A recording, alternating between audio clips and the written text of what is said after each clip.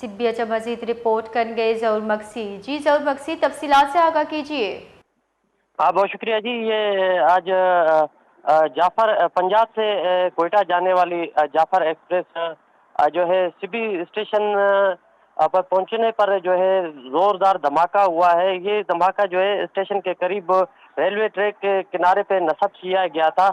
Jafar express जो है इस धमाके से बाल बाल बच गई। सिक्योरिटी फोर्सेस ने इलाके को घेरे में लेकर सर्च ऑपरेशन शुरू कर दिया है और अब तक जो है ये जो है मालूम नहीं हो सका कि ये धमाका जो है आईडी ब्लास्ट था या रिमोट कंट्रोल का धमाका था।